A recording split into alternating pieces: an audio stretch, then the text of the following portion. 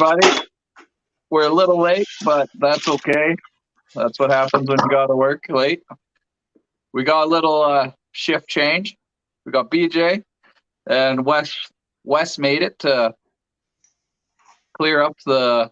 show up the rest of the guys, I guess. Greg's had to work late, and same as Jeff. So, welcome, guys. How's it going?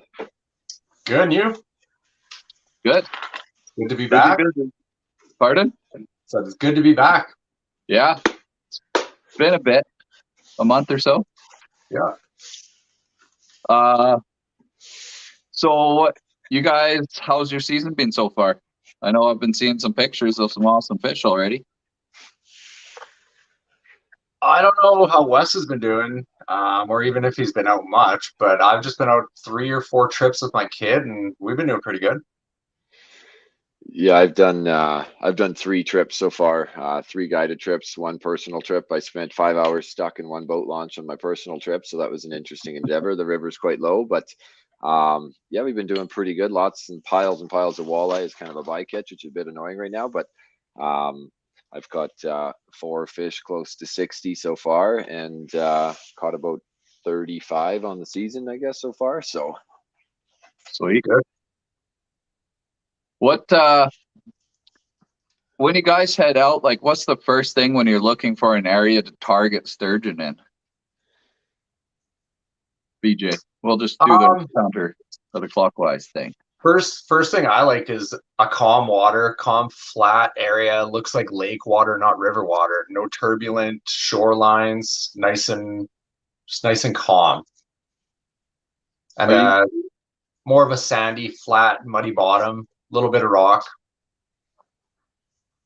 but not a heavy rocked area. Like I've seen a lot of guys fish areas downtown for them, thinking they're going to be in the boulders. Oh yeah. Yeah. Wes? Yeah, for me, I guess it's dependent on time of year, right? Like just the area we fish and stuff like that, I've been fishing it pretty heavily, getting it done, knowing at like certain times of the year when they're at certain spots, right? Like this time of year, they're basically, lots of them are stacking up for pre-spawn, so that'll determine where I fish, right? So we kind of know when they're going to spawn, and if you catch one, if they got red marks on them and stuff like that, we'll usually not fish that area for a few weeks. But oh yeah, bro, yeah, I've seen but yeah, so I'll be looking for that. I don't know if anyone's seen my Instagram story or not yet, but I've been kind of cheating lately, and I've got two Garmin 10s on the dash with the new GLS 56. So I've been snooping around with my side imaging. So nice. What kind of one of the more senior guys taught me is just like, you got to fish where their food is, right? So right now is a little bit of an anomaly for the water levels, but just like fish where their food is going to be. So right now, if they're not getting much light penetration and stuff like that, they can be unshallow and stuff, right? So yeah, I was actually to touch on that, Wes. I was just telling my buddy how I find nature's pretty predictable. Where there's food is where the fish are going to be. If there's no food, they're not going to be there. It's simple. Yeah, so, just like us, they need to eat. Yeah, that was kind of my weekend, right? Like I fished on my Sunday trip or whatever, right? We fished spots where we hammered sturgeon on Saturday. Sunday wasn't a sniff and stuff like that. And then I went to one spot and there was just a crazy hatch happening, and just like legitimately every few seconds I was catching a sucker, sturgeon or walleye, right? And just like the other spots we went back to after and didn't see any signs of bug life, went back to this spot, huge hatch happening, right? And what kind of clued me in to go fish this spot is there was just a huge swarm of swallows dive bombing the water. So I was kind of like, hey, what's going on over here? And kind of went to the spot, and as an area I typically don't fish or wouldn't have fished, and sure enough, they were fish just stacked there, right? So is there a current coming into that, or is it just no, it was just a rocky spot. It was super rapidy, like it was a very, very shallow spot, right? Very turbulent, and then kind of like a little bit of a rock. It was actually a super snaggy, rocky flat in behind it, but it went from like 1.5 foot in super fast current to 8 foot kind of rocky flat behind it, and they were just stacked in there. But again, it's hard to fish without losing gear too, right? So that's where I just fish different weights and stuff like that in different areas too. So yeah. Do you guys, before you go out, like check Google Earth for like areas that you think will be good? A little bit. I mean, there's some reports that have been done up historically and stuff like that that shows some information that way. You can kind of, I guess, if I'm fishing a complete new area, but it's tough to say too, right? Like most times, I guess if you look on mapping stuff, there's either going to be ice in the water or it's muddy. So you can look for certain points and know just experience in the water that, hey, if this is a corner here or this is a jet out here, what you're going to expect behind it. But typically I've pretty much boated from Rocky Mountain House to Lloydminster or like the Alberta Saskatchewan border now. So kind of know spots, but I mean, on this weekend, right? The river is probably a third of what it typically is right now, right? For capacity. And Yeah, it's just like you find new holes every time you're out. You're like, I've never even seen this before, right? Or you get onto high water, you're just like, wow, there's just holes everywhere you can fish, right? So it depends. Water volumes play a huge part of it, right? for sure. I find the same thing, but I haven't boated as much as you've been. I've been mostly doing bank fishing. And one of the keys that I've been doing this year is just trying to go new places and away from people, trying to get that where people haven't been hitting the fish nonstop. And two places I tried this year that were completely random. We caught sturgeon. Never fished them before, and that's how. So it goes to show how many fish are in the river.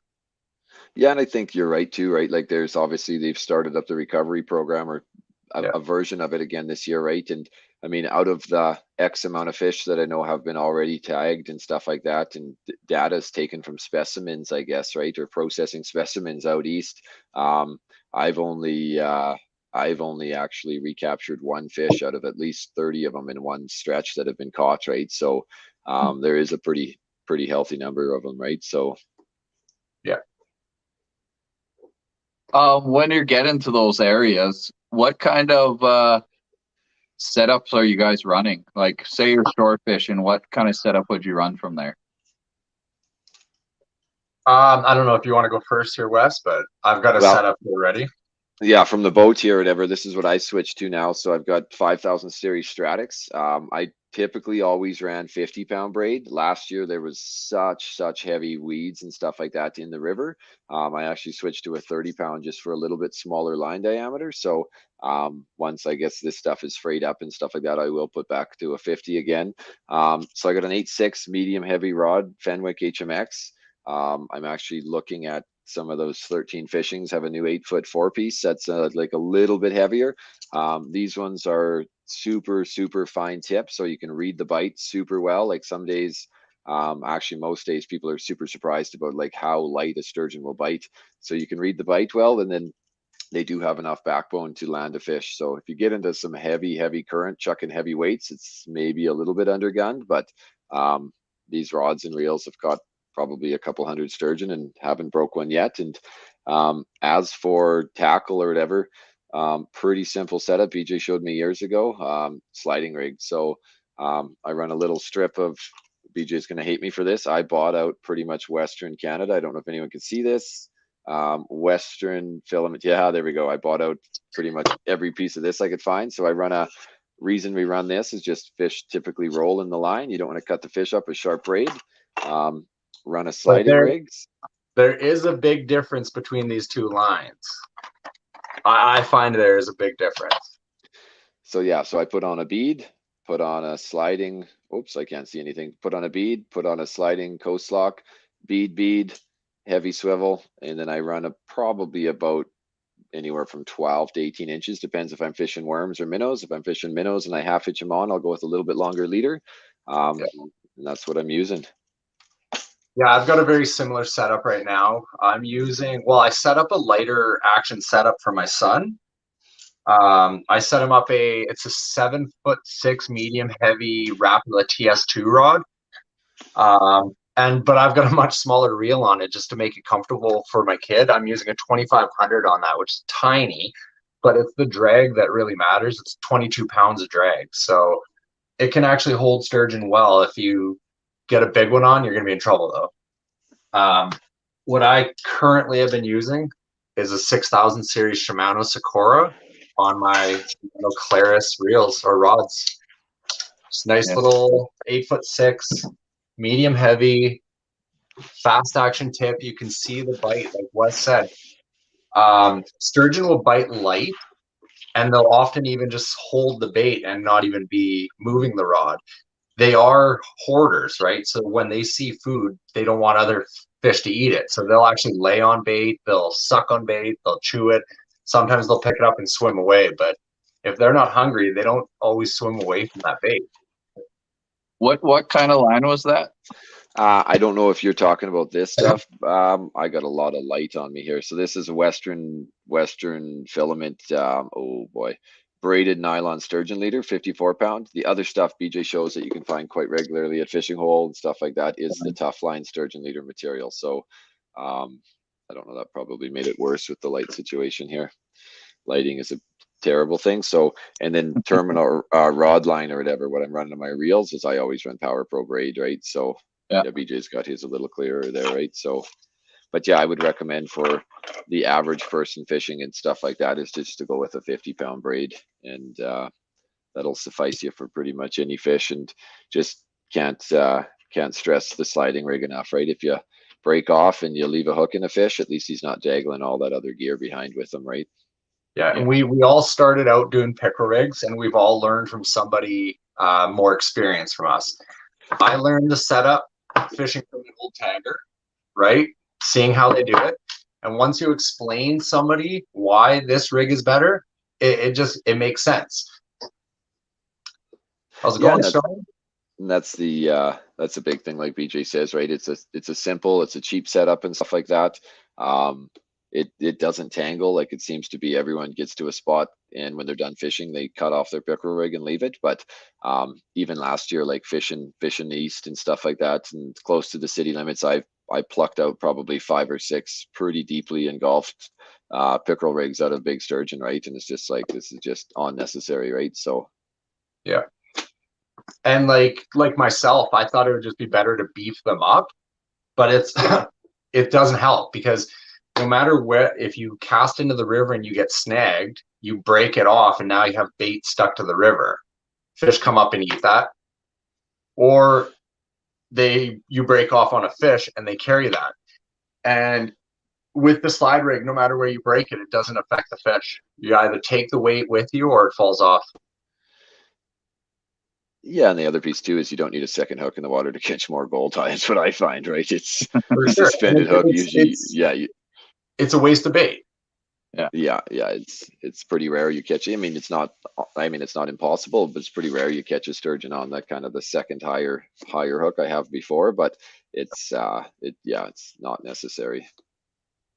What is your go-to bait when sturgeon fishing? Do you guys have a preference, or it matters just kind of where you're fishing or time of year? Time of year is big. The more clear the water, I like to use a minnow. The more dirty the water, I stick with worms. Yeah. The reason being is like when the water's dirty and flooding or is high, the natural runoff food is going to be worms as well.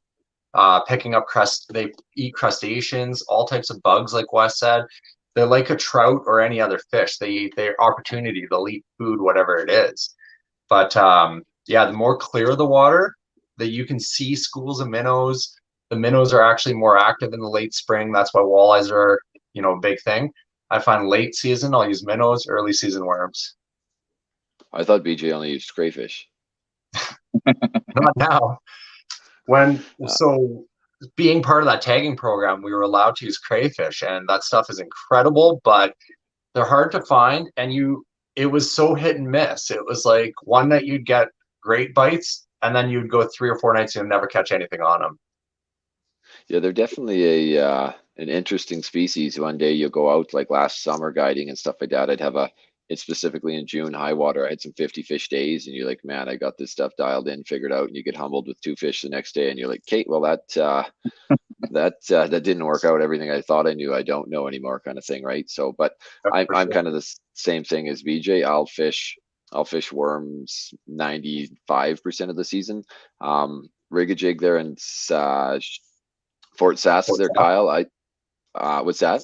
Yeah, Fort Sask there. Yeah, so I've actually switched to using the greens. I don't know if they make a difference or not, but I've been using the greens quite a bit, and I find when, I mean, I guess it helps when you're guiding, you can run 5 rods, so I can put greens on 2 and regulars on 2 or 3 and 2 kind of thing, and just like really pay attention to the intricate details. And I find that the greens will outfish and stuff like that. So I don't know how you find it, Wes, but I find the biggest mistake a lot of people make is too many worms as well. I have literally gone to using one single worm threaded, put it on the yeah, line, throw it out, and that's it. it depends, I guess. I've been usually just like glob on 4 or 5, but I think the biggest thing is just like the freshness of your baits, right? Like Yeah. if we go out and we leave our worms in the sun, or our ice melts and we don't have enough worms, like even though they're still worms, but if they're not plump and juicy and stuff like that, you don't fish as well, right? So typically what I've been doing is like I'll buy 1,000 worms at a time kind of thing. I keep them in Rubbermaid tubs with holes drilled in the lid, and then I feed them coffee grinds and lettuce, and seem to be quite the size of your pinky finger at least, right? So Yeah. Yeah, big worms, but yeah, I don't know. I've just found that I get a better bite when there's a single worm. I find more fish stick. They suck it up faster. I don't know what it is. And then people that I've shown that to, they've kind of commented saying that when they do that, they'll catch a lot. Yeah. Speaking of which, I've got a ton of worms if anybody needs, and they're short in the stores. Shoot me a message. My kid's a worm machine. He catches 100 a night easy. Oh yeah. That's the side business. Yeah. Well, my yard, it's infested. He just goes out, half hour has 100 worms, and they're giants. Have you ever used like chicken hearts or anything like that? remember BJ? When BJ and I used to fish every weekend together, we tried Seafood chicken, medley. we tried seafood melody, we tried pretty much anything you can imagine. We tried rotten cheese, rotten meat, rotten. That's right, the cheddar.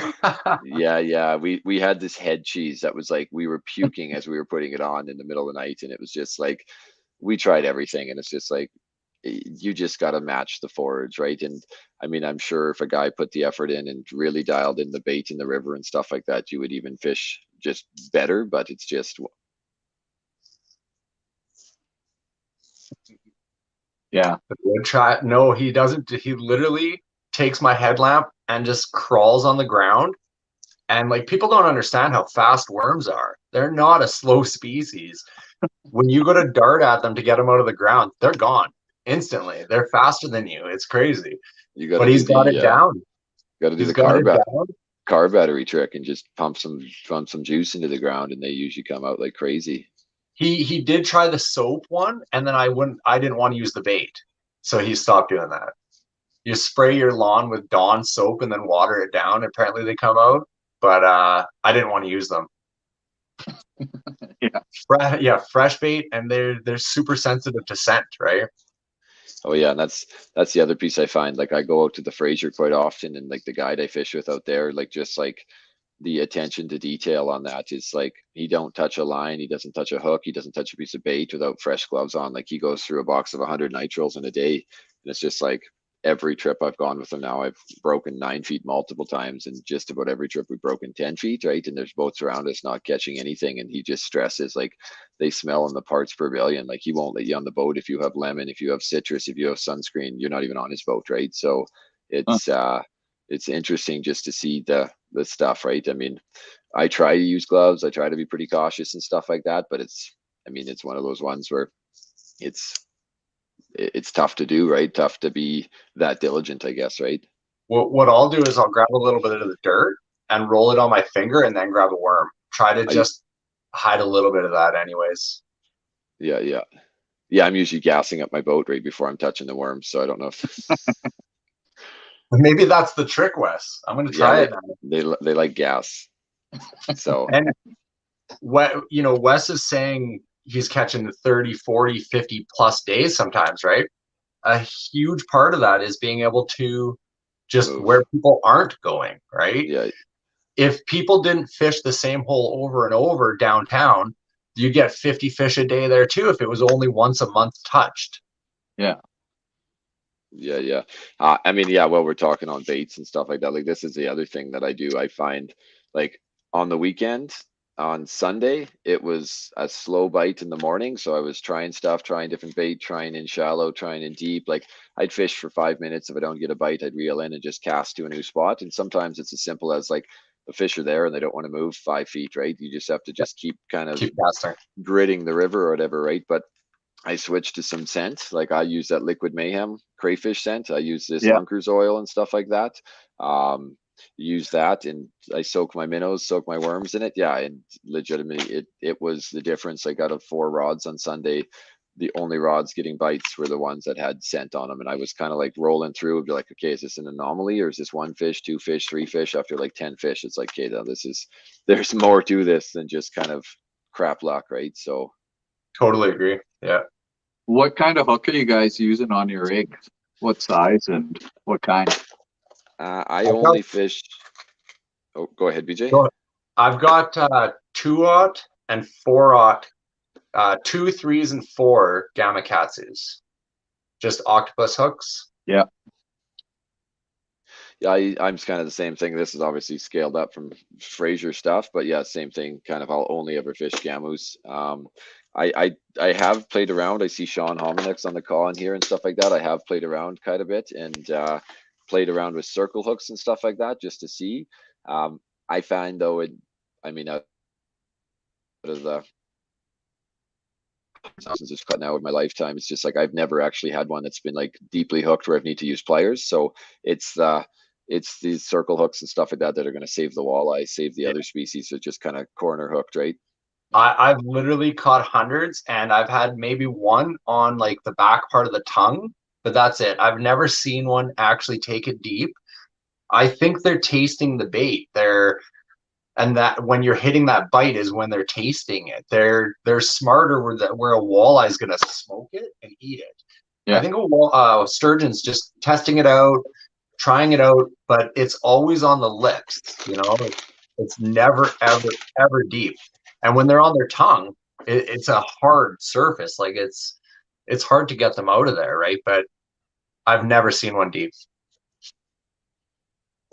And not only have I caught that, I've seen Wes catch 100. I've seen Sean, like never once have I seen it, no matter how long you let them eat it or if you set the hook quick. Yeah. If you guys are just sitting there, are you just watching the tips or do you have bells on or?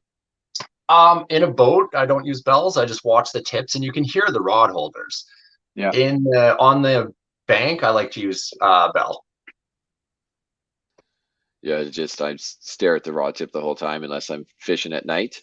Fishing at night, it'll be glow sticks, right? Glow sticks or bells, right? And then I'll actually just electrical tape glow sticks to the tip of my rod so they stick in place when I cast and stuff like that. And then I like actually take like if I buy the glow sticks from Canadian Tire, they come with a little rope. So I'll like rope the bell onto that and then just like electrical tape it to the tip of my rod. But typically always just watching like a hawk, right?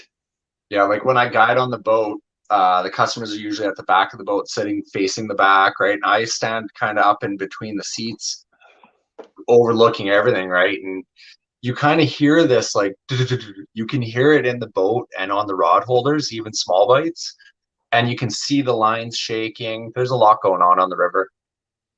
Yeah, and I see Sean just commented you can kind of go through if you turn the fish's head, you can open the gill up and go that way.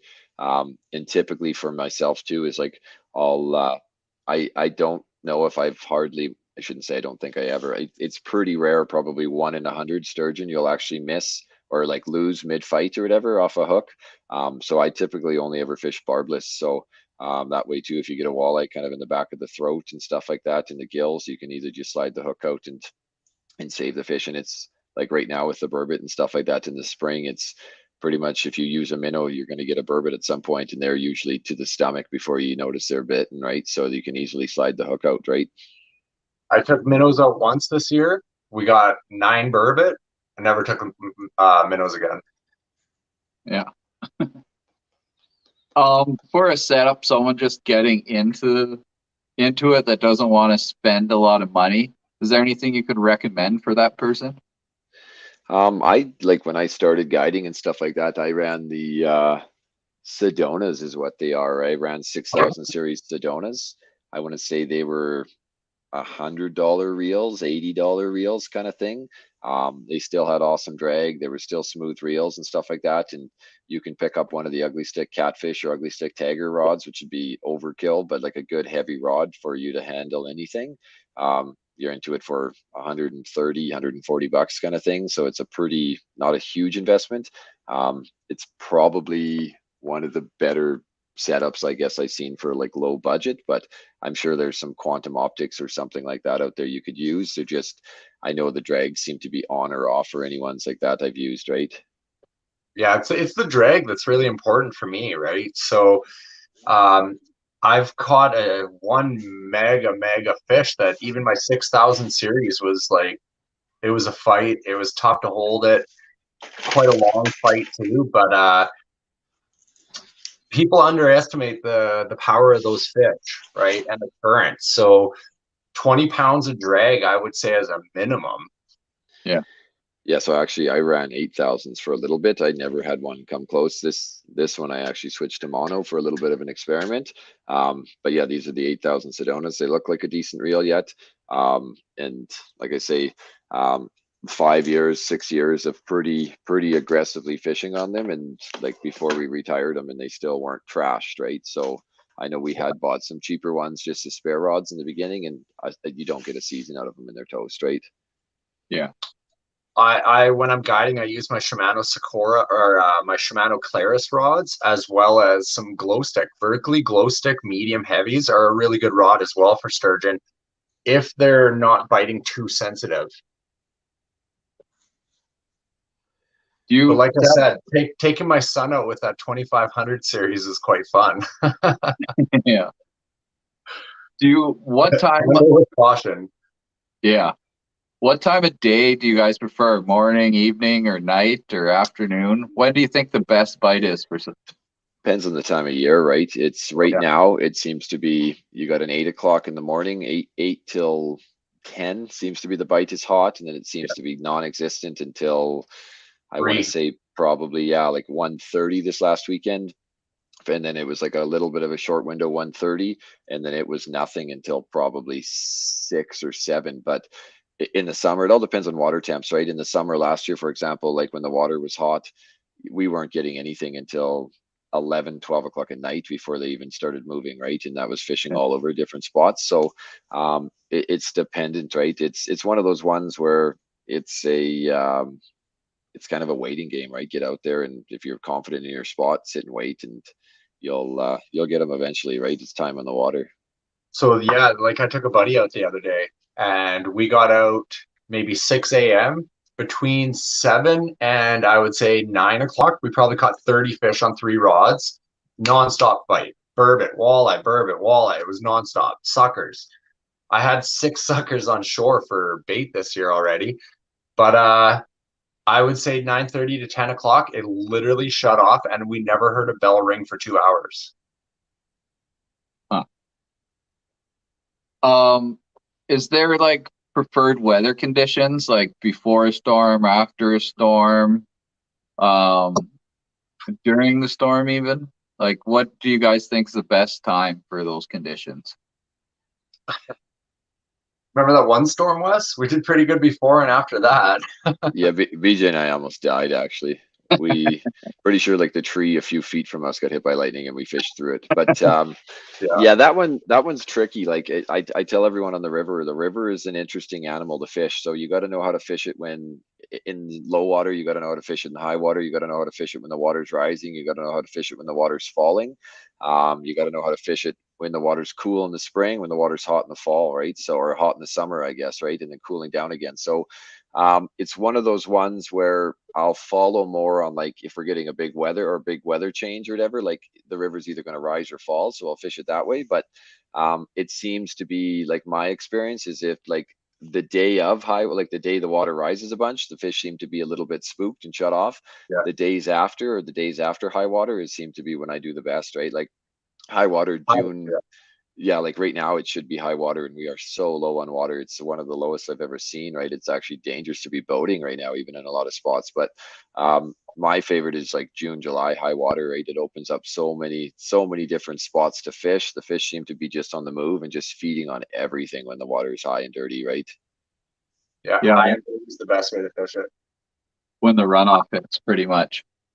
Yeah, So, or just you lots know of mountain. the spot I was talking to you, Mitchell, about earlier, where it's like a 7-foot cliff you got to go down, or 8-foot cliff. Yeah. The best I've ever done on that is fishing from up top when the water's at my feet up there. Yeah. When it's this low, there's still fish there because, like Wes said, there's going to be food. But it as the water rises, the fish are going to find holding spots. And then once it's stable at a higher rate, that's when they go crazy. So like two days after the high water. So I'm guiding this weekend and I'm hoping Wednesday, Thursday rain brings that water up and kind of helps out there. So I actually read a report, Sean, on Brazil is actually only at 3% water capacity right now, right? So I don't know about Abraham. I heard mixed Abraham's reports. bad too. It's low, Well, eh? Yeah. Yeah. So I my think it'll be a cousin bit. was snowboarding today. So it's been so cold in May that nothing has melted off in the Yeah. west. So it's just going to be a later runoff. I've heard reports of the Bow River being on like extreme caution again because it's going to be a flash 2 hot days and it's going to come down. Yeah, and if you up north is crazy, right? Like I got a bunch of friends that are guides up north, like wolf guides and stuff like that, and just like crazy flooding around high, like Manning and stuff like that, high level, and it's just here, it's terrible. I see low water levels and stuff like that, right? So we need some rain. We need runoff and rain. Yeah, hopefully this week we get a good dump, but before the weekend. So you're saying to go out this weekend after the rain? Yeah, definitely go out Sunday and Monday after I'm done guiding. I'm far enough away that I don't see people, so it's nice. I haven't even seen a boat actually go by. It's quite sad, actually. I think just like lots of guys are a little bit hesitant to get out in these low waters, right? Like lots of people are just recreation boaters and stuff like that, right? And I think it just spooks them a little bit, right? Because you hit a couple gravel bars and you're just naturally a little bit more worried.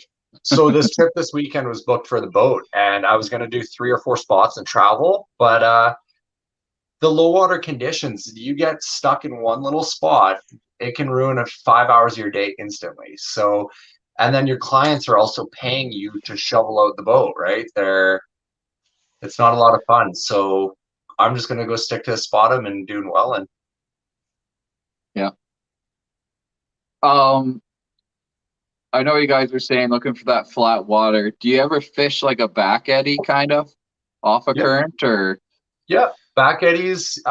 Again, that's where food collects. Yeah.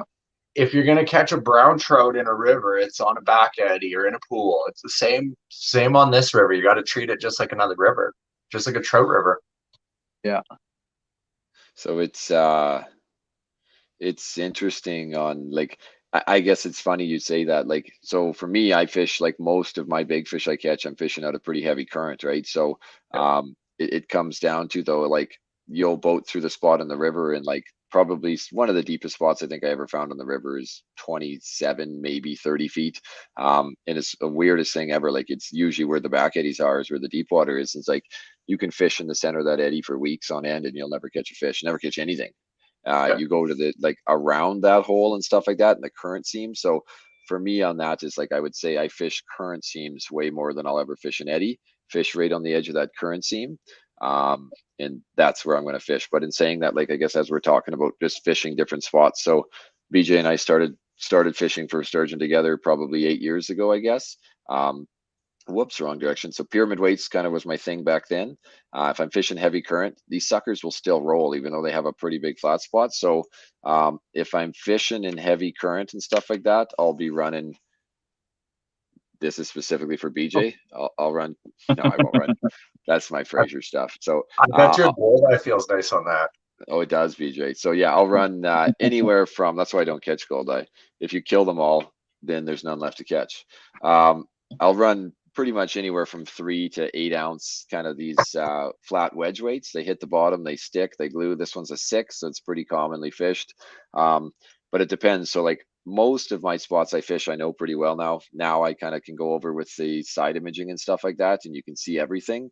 Yeah. So if there's any sorts of rocks or chances of snagging, I'll run the rounds, right? So the rounds don't have edges. The edges, like this edge, you can see how many rocks this sucker has hit just for how bent up it is.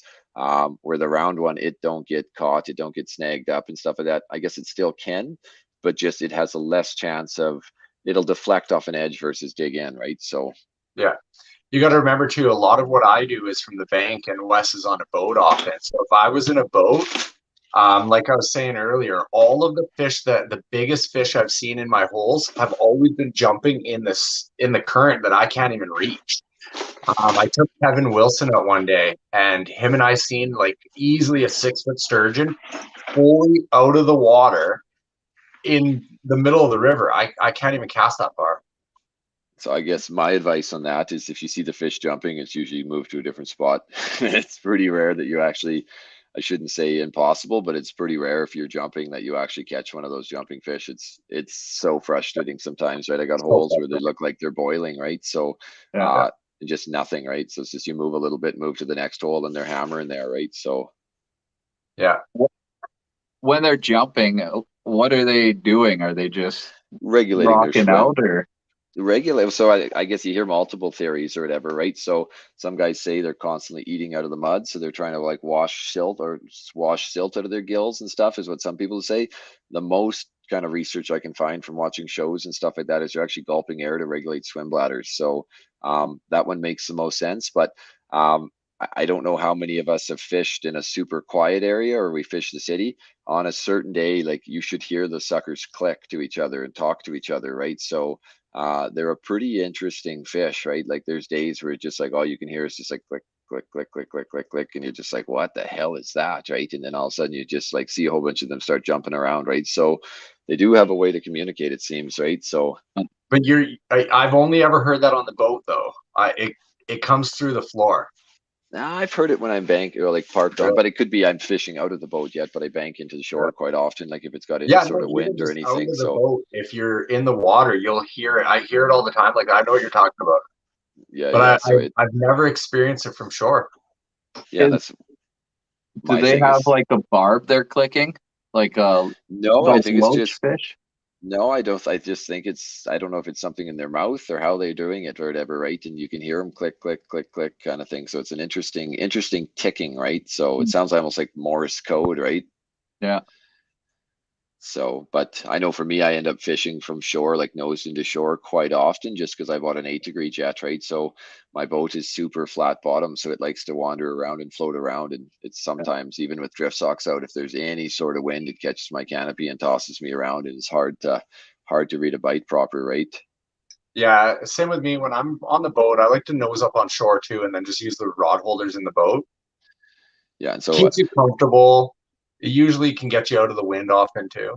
Yeah, and so on Josh's comment there, goldeye are a pretty interesting fish species. So they all venture off upriver into most of them venture into Tobin Lake. So don't expect to catch goldeye for another couple weeks probably, and then they'll disappear again in the fall. But usually, probably at least into June before the goldeye show up again. I caught one last week. Oh, did you? One. Yeah, just one. Yeah. Huh. It was rare, but in that faster riffle you're fishing, is that dropping into a hole? Like you'll be like kind of a shallower than dropping like that, and they're just kind of staged there catching whatever's coming over that ledge, or? It depends on the spot, I guess. My spots in the west are kind of like a faster spot right above the hole. Lots of other spots could be a fast spot below the hole. Other spots are just like a kind of a consistent flat, right? Like I think I think there's so many fish in the system, or not so many, but there's not like a large number of fish in the system that, I mean, it's no different than legends, right? I mean, I'm name dropping here, but just like that spot, you catch fish just for the amount of rod hours there, right? So if you fish a spot long enough, you will get a fish, right? Yeah, it's all, the river always has a channel, even if it's not a hole or a good feeding area. The fish are moving back and forth. So let's call legends. If it's not a great area for fish, but it's the deep channel of the river, you're going to catch fish from the amount of rod hours there. Yeah. And is that due just the pressure on that area that you're not catching as much, pretty much? Probably, yeah. And Yeah, just like probably also just not prime habitat, right? Yeah. there was some spots downtown or even like west of the city or well any spot really that's gotten heavy pressure in the last 5 years. They've gone way downhill. Yeah. We used to have spots that you're so confident you'd go out, walk out, get a dozen, and go home. And I'm very hesitant to fish some of these spots now, just because the pressure they get. Those fish, just like any other fish, aren't just going to react and go simply eat again. I have actually broken a sturgeon off and caught him again that night, but it's very rare. There's a lot of stress, a lot of work. And that's probably due to the low water levels and they're kind of stacked on each other, maybe. Yeah. Well, in the low water, that's the only places they can hold, right? Yeah. Like it is shockingly low right now. It's nice and muddy and high. When we went to Devon the other day, there was islands I've never seen before. It's about at a third capacity from what it usually is when I kind of like I watch the Alberta Rivers app and stuff like that pretty close. And like you can watch the outfall from Abraham and stuff like that from Braz from in Edmonton, right in Edmonton, they have a flow thing and it shows you kind of like you got the weekly graph and then you can actually look at the yearly one and it shows you kind of what historical is versus what we're at now for kind of water and stuff. I mean, it doesn't mean much. It's going to say 3.2 tells me, but watch it long enough, you'll be able to put a trend together, right? Yeah. Yeah, so 2.94 right now, right? So I bet you historically for this time of year, it's probably at least in the mid fours, if not higher, right? Yeah. Yeah, I haven't checked it in a while, but it's probably in the mid fours. Where do you find more sturgeon are staged farther east of town or west? Oh yeah, it's proven. I think they draw the line at Smoky Lake as the halfway point for sturgeon in this from Drayton to Lloyd. Yeah. And I have it written down from the old sturgeon meetings, but I'm pretty sure it was 8 west of that per river kilometer and 37 east of that per river kilometer in the tagging. But I always 2.94, yeah, it's pretty low. I always found that there's way more fish than they actually thought in the programs. Yeah. I mean, I guess in saying that too, though, we talk about lots of fish, but it's one of those things where you still need to protect them, right? Like I see the 100%. typical guys on here that do a super good job at getting like wearing waders, getting in the water and stuff like that. And you see so many new anglers. It's just like, don't be afraid to get your boot wet. That fish is probably the age of you. Um, don't be afraid to get your rubber boots on and kind of go in and respect that fish. Like, I don't know how well you can see this. I got a cradle, so pretty much any fish that comes to the boat, if I can't tail it, it goes in the cradle, and then kind of I mean, barring kind of physical condition of the guests or whatever, I guess it's we get them in the water and kind of keep that fish in the water as best we can, right? So, But I also think there's a difference. Like you and we're in the water, hooks out. We've got good gear. We're bringing them in properly, not overexerting the fish. We get enough time saved that you can capture a quick fish or a good picture with clients and stuff on the boat and whatnot. But you see the common guys dragging them up on shore. They're out of the water, mud everywhere. It's super important they stay in the water. Even when I was tagging, I never always had my waders. I would wear rubber boots, hold the tail by shore, and the head's clearly underwater. It's quick and easy to get them out for a picture while they're soaking wet and put them back. Yeah. But whenever you see mud on them, that's a huge no-no. Like it affects the life of the fish.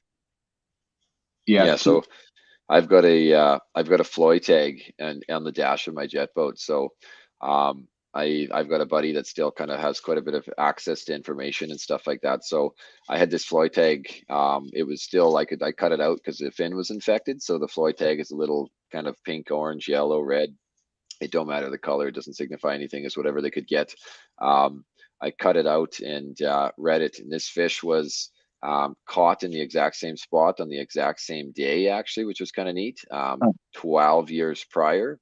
In those 12 years of life, that fish had gained 3 inches. So pretty wild how slow of a grower it was, right? So it might actually even been 15 or 17. It was a long time. It might have been actually 17 now that I think about it again. I'd have to look back in my phone, but it was like a substantial amount of time for a few inches of fish, right? So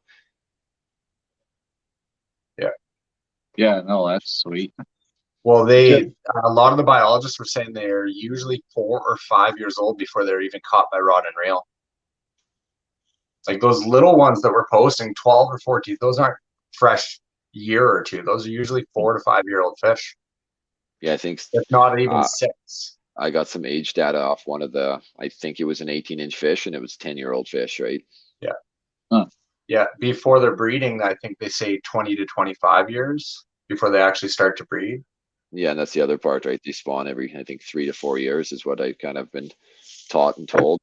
Again, it's been a while since I've been involved with sturgeon. I've kind of almost personally stepping back from them because of the overpressure and just kind of guided for them still. But I can't remember if it was something like each year there's only a set amount of spawning females, and it was a barely double-digit number, if I remember correctly.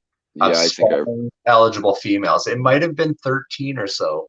Yeah, I kind of remember 12 is the number is Yeah. what I was told too, right? So super, super low number, right? Huh. And that's why I say like some of the areas we fish in the spring, right? You'll catch a fish and it'll be super red, right? And you're obviously rubbing on the rocks from spawning, right? So we'll drop that spot for 2 to 3 weeks before we even go back and fish those stretches again, right?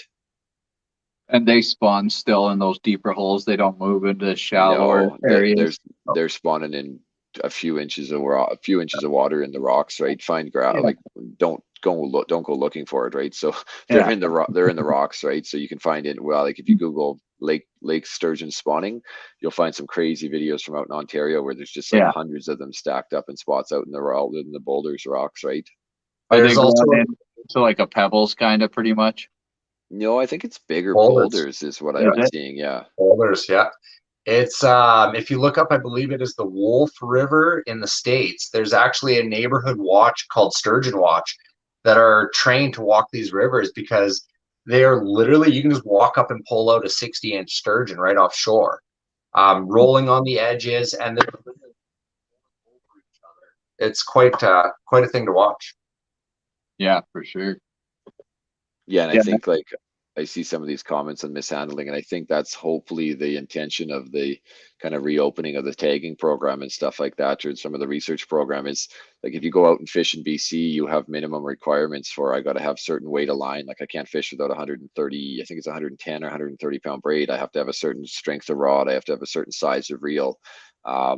It'd be good to put that in place here and stuff like that as well, right?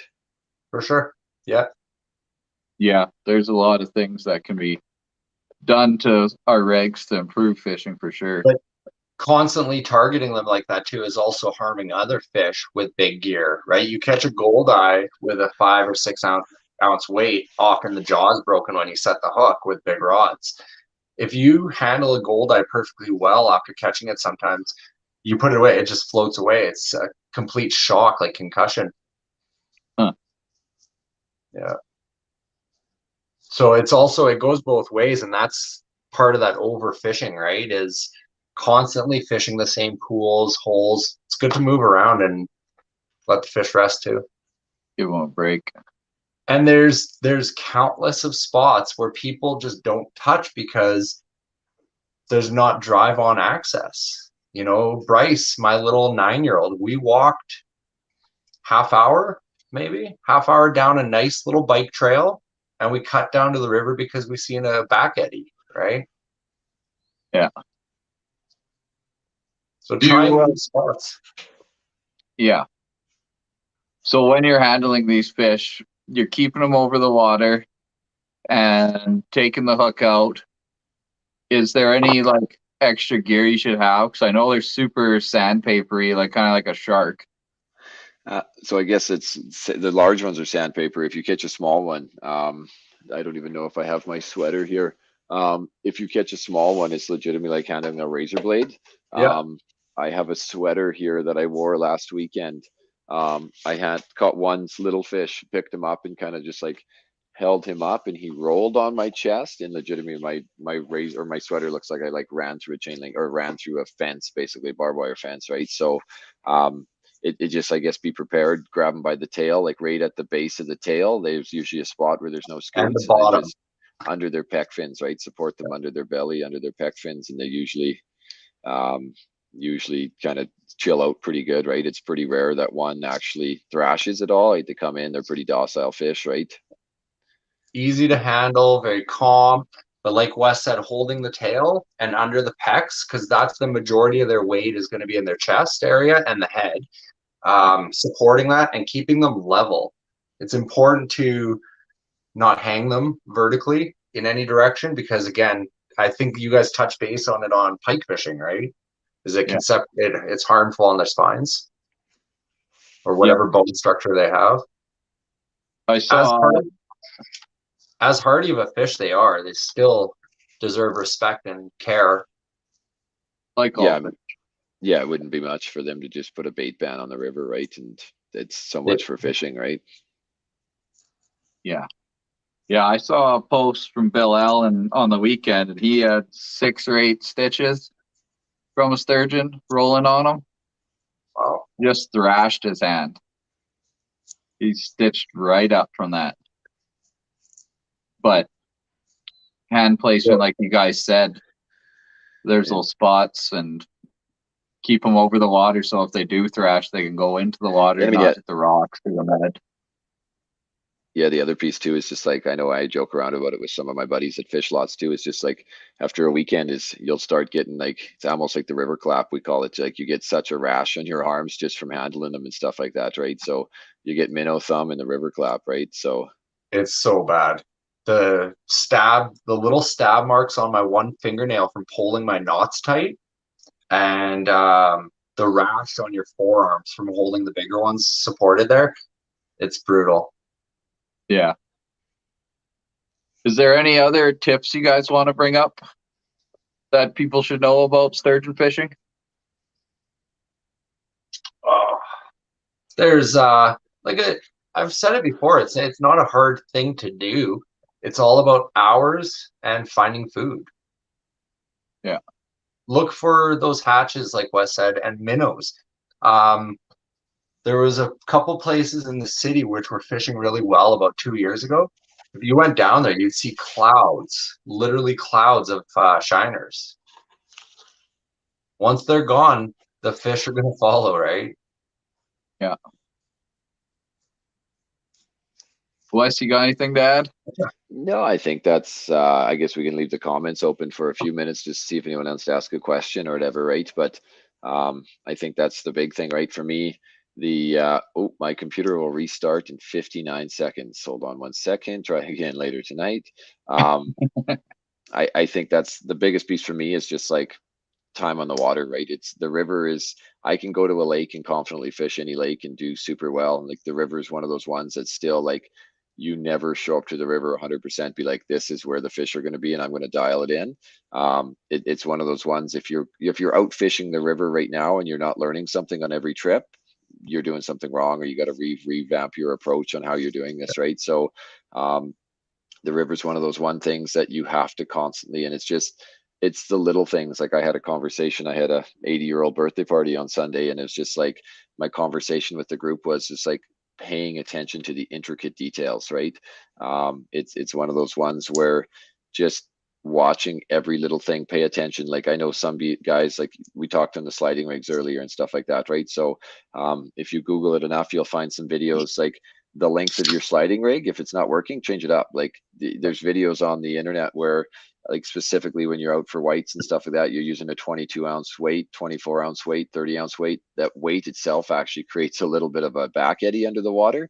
And if you got the wrong length sliding rig, length leader, your leader will actually loop back around and sit on your weight or sit underneath your weight and stuff like that, right? So play around with different things and just like don't just fluke stuff. Like pay attention, be like, measure it out on your arm, measure it out on something, measure it out on your leg, measure it out on something, and keep your leader length consistent, and then just kind of go from that. If it doesn't work, change it up. If it works, pay attention and just start putting together patterns.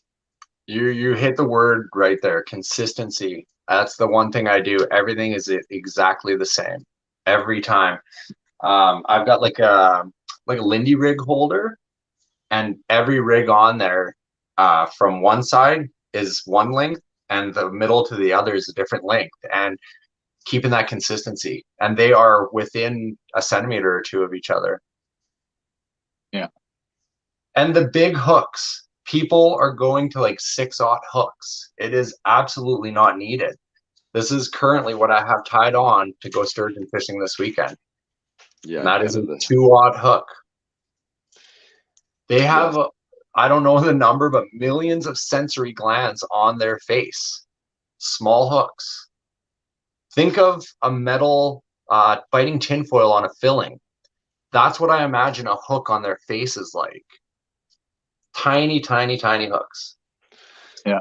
Yeah, I guess this is kind of one thing, I guess, is I know I always run, I think this one's called a bait loop knot or whatever. I don't know if you guys can see it or whatever, but simple, easy knot to tie. I've never actually had a knot fail on a fish, right? So slide your line through. Yeah, slide the line through, eight wraps, and slide the line through again, and then you've got a way to actually hold your minnow on.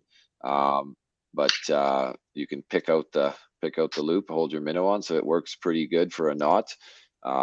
It's super incredibly strong and holds your stuff. But I guess as we're chatting about knots and tying your minnow on and stuff like that, I was showing my group on the weekend the difference of even when you're putting your bait on your rod, if you're fishing out in current and stuff like that, drag your hook and drag your bait through the water close to shore and see what it does.